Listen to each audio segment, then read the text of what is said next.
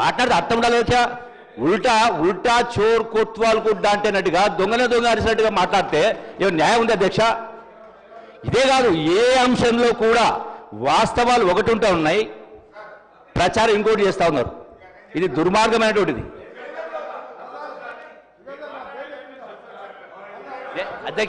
అధ్యక్ష ఇంకో మాట, నేను దీనిపైన రిప్లై ఇచ్చేటప్పుడు సభ్యులు అడిగిన ప్రతిదానికి కూడా I will give fitting reply.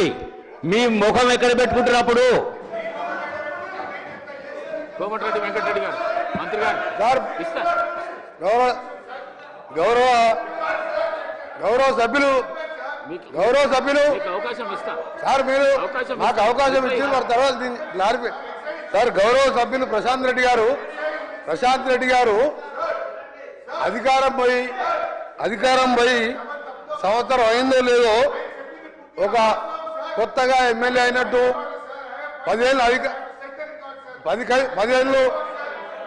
ఏళ్ళు అధికారంలో ఉండి ప్రశాంత్ రెడ్డి గారు మాట్లాడిన మాటలు చూస్తుంటే కొత్తగా ఎమ్మెల్యే మొదటిసారి వచ్చిండ్రు సభకు, ఆ విధంగా మాట్లాడడం చూస్తే నిజంగా బాధేస్తుంది అధ్యక్ష. 10 ఏళ్ళు అధికారం ఉన్నది వాళ్ళే. ఇవాళ మా శ్రీధర్ బాబు గారు ఎలాంటి వ్యక్తో గౌరవ మంత్రి అందరికీ తెలుసు. ఆయన పట్టుకుని చిలక పలుకులు అంటున్నారు. ఎవరు మాట్లాడిన చిలక పలుకులు? ఎవరు మీ మేనిఫెస్టో 2014 ఏం చెప్పిండ్రు? దళిత ముఖ్యమంత్రి చేయకుంటే ఏం చేసుకుంటా అన్నారు మీరు? అవి చిలక పలుకులు. మా శ్రీధర్ బాబు కాదు. అందుకే అధ్యక్ష, నేను సబ్జెక్ట్లో పోతున్నా. ఇంతకుముందు ఏంటంటే చిలక పలుకులన్నీ తప్పు. కన్సర్న్ మినిస్టర్ గారిని ఆ విధంగా సంబోధించడం, ఆ చిలక పలుకు ఏదో చెప్పగలుగుతుంటే నేను గంట చెప్తాను. నేను ఒకటి సార్, రెండు విషయాలు. ఒకటి, మీరు కొద్దిగా సమయం ఇవ్వండి, ఎందుకంటే మా సభ్యులు నేను డిమాండ్స్ అంటే 5 నిమిషాలు 10 నిమిషాలు మాట్లాడతారు. ఏదో మొత్తం 10 ఏళ్ళ బ్రహ్మాండంగా అన్ని రోడ్లు వేసేసినాం అంటే ఇప్పుడు మాకు పనే ఉండకపోతుంది. నాకు ఇవాళ 6,600 కోట్ల రూపాయలతో ఇవాళ టెండర్లు పిలిచి సగం 15 నెలల్లోనూ ఇవాళ సగం వర్క్ డౌన్ అయినాయి, సగం అగ్రిమెంట్ స్టేజ్లో ఉన్నాయి. వాళ్ళు 10 ఏళ్ళలో చేసినది మేము ఒక 15 నెలల్లో చేసి చూపించినాం. అది శాంక్షన్ ఇచ్చినాం, రికార్డులో ఉన్నాయి, తెప్పించుకోమని చెప్పండి. రెండవది అధ్యక్ష, మా కాంగ్రెస్ పార్టీ జాతీయ పార్టీ. ఏదో అధికారం పొంగని ఒత్తిడిగా అధికారం ఉండడం మాట్లాడడం. మా జవహర్లాల్ నెహ్రూ గారు అనేవారు, ఆనకట్టలే ఆధునిక దేవాలయాలని. ఆ రోజు జవహర్లాల్ నెహ్రూ గారు నారాయణ సార్ ఫౌండేషన్కి వచ్చినప్పుడు చెప్పిన మాట. బాగ్రా నగర్ నుంచి మొదలు పెడితే శ్రీశైలం కానివ్వండి, అటు సాగర్ కానివ్వండి, ఏ డ్యామ్లు కట్టినా ఏది వేసినా కాంగ్రెస్ ప్రభుత్వంలో ఒక ముందు సూచన ఇస్తున్నాం. అలాగే ఆనకట్టలే కాదు, రోడ్లు కూడా దేవాలయాలు లాంటివి అని మా కాంగ్రెస్ పార్టీ నమ్ముతుంది. ఎందుకంటే ఈరోజు అంబులెన్స్ ఆకుండా వెళ్ళే రహదారి ఉంటే ఒకరి ప్రాణం నిలబడుతుంది. ఒక మనిషి ప్రాణం పోతే డాక్టర్లు డబ్బు మందులు తీసుకురాలేవు. అలాగే ప్రయాణికులు మా దివంగత శీలా దీక్షిత్ గారు 3 సార్లు ముఖ్యమంత్రిగా ఢిల్లీలో ప్రయాణికులు ట్రాఫిక్ సిగ్నల్ లేకుండా చూడకుండా ప్రయాణించే ఫ్లైఓవర్ నిర్మిస్తామని శీలా దీక్షిత్ గారు ఒక సమావేశంలో చెప్పి మెట్రోని వరల్డ్ క్లాస్ మెట్రో ఢిల్లీలో కంప్లీట్ చేయించి సిగ్నల్ ఫ్రీ రోడ్స్ అన్ని కూడా చేసి ఢిల్లీలో మొదటి స్టార్ట్ చేశారు. మన ఇలా హైవేల మీద కానీ రోడ్ల మీద పెట్టేవాడు అధ్యక్ష, ₹1 పెడితే తిరిగి మనకు ₹3 వస్తుంది. ఎట్లా వస్తుంది? ఆ గ్రామాలలో రోడ్లు ఉంటే పరిశ్రమలు రావడం, లోకల్గా ఎంప్లాయ్మెంట్ రావడం. ఇలా నల్గొండకి వెళ్ళి హైదరాబాద్ రావాలంటే 2 గంటలు పడుతున్నది. అదే రేపు 6 లేన్గా ఇవాళ మేము ఒత్తిడి తీసుకొచ్చి టెండర్ స్టేజ్ తీసుకొచ్చినాం. వాళ్ళు అప్పుడెప్పుడు హైదరాబాద్ విజయవాడ 6 లేన్ గురించి మాట్లాడలే. నేను జిఎంఆర్ని తీసేపించి కొత్త డిపిఆర్ చేయించి 3వ నెలలో టెండర్ పిలుస్తున్నాం. అదే 40-50 నిమిషాల్లో ఔటర్ రింగ్ రోడ్ ఎక్కుతాం, పని చూసుకొని మనం నల్గొండకి వెళ్ళిపోతాం. ఇవాళ అందరూ కూడా హైదరాబాదు, సికింద్రాబాదు, సైబరాబాద్తో పాటు ఇవాళ 4 ఎందుకు వచ్చింది అధ్యక్ష? నీకు రోడ్ ఫెసిలిటీ మంచిగా ఉంటే పని చూసుకొని మళ్ళీ కరీంనగర్కో నిజామాబాద్కో వెళ్ళిపోతాం.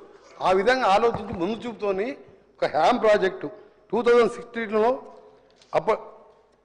గవర్నమెంట్ ఆఫ్ ఇండియా NHA వాళ్ళు మొదట హ్యామ్ ప్రాజెక్ట్ టేక్. దాని ద్వారా మేము కూడా ఒక్కొక్క ఎమ్మెల్యే ఇచ్చి నాకు ఈ రోడ్డు కావాలి కాదు.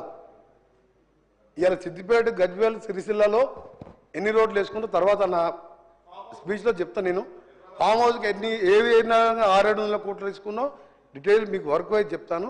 కానీ నేను చెప్పేది ఏంటంటే వారు గంట 10 నిమిషాలు సభనితో పాటు ప్రజలను కూడా తప్పుదో పట్టించిన కానీ ఈ విషయాలు చెప్తున్నాను. నల్గొండలో చేపట్టిన వర్క్స్ అన్ని కూడా TUFIDC municipal public health వాళ్ళు చేపట్టిన రోడ్లు అయ్యి నేను నల్గొండ నిన్ననే వచ్చిన అధ్యక్ష Nalgonda to Devarakonda Delhi double road వేసినట్టు నేను రోజు నిన్న కూడా ఆ ఏరియాకు వేసిన దాన్ని నేను మొన్న ఒక నెల కింద దాన్ని డబుల్గా మార్చి రోడ్ వేయించినా ఇంకా బిల్లు కూడా ఇవ్వలేము అంటే వారు చెప్పిన ఒక్కటి ఎగ్జాంపుల్ చెప్పాలంటే అబద్ధాలని చెప్పకూడదు కానీ కొత్తగా ఎమ్మెల్యే 5 ఏళ్ళు ఆర్ఎండ్బీ మినిస్టర్ వ్యక్తి ఈ విధంగా మాట్లాడడం కూడా బాధ అనిపించింది నాకు ఇవాళ 15 ఏళ్ళుగా RRR సంబంధించి ఒక విషయం చెప్పాలి అధ్యక్ష అసలు వాళ్ళకి మాట్లాడే హక్కు లేదు RRR మీద కానీ చెప్పవలసిన బాధ్యత నాకున్నది RRR సంబంధించి వీళ్ళు చేసింది అధ్యక్ష ఆ రోజు ఓన్లీ పేపర్ అడ్వైస్ ఇచ్చి 3A వాళ్ళ టైంలో ఇచ్చిండు 2017లో డిక్లేర్ చేసిండు నేను ఇంతకుముందు చెప్పినా మళ్ళీ చెప్తున్నా కావాలంటే ఢిల్లీ పోవాలా లేక నుంచి ఇక్కడ ఉన్న నేషనల్ ఆఫీసర్ పిలిపామంటే పిలిపిస్తా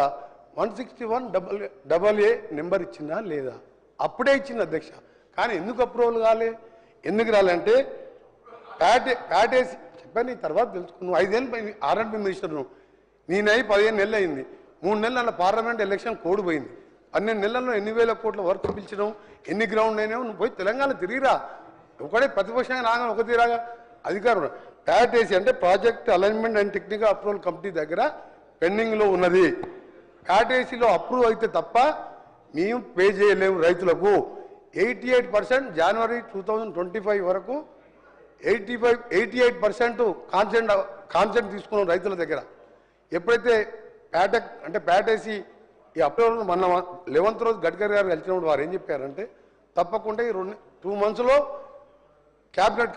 క్యాబినెట్లో అప్రూవ్ కావాలి నేను చేపిస్తాను నేను అని చెప్పి వారు అందరు పార్లమెంట్ సభ్యులు ఉన్నారు మా స్పెషల్ చీఫ్ సెక్రటరీ గారు ఆఫీసర్స్ ముందనే 2 hours రివ్యూలో చెప్పాను అని ఒకటి అడుగుతున్నా 2017లో దీనికి కొత్త నెంబర్ ఇచ్చి రీజనల్ లింక్ రోడ్ అనౌన్స్ చేసినప్పుడు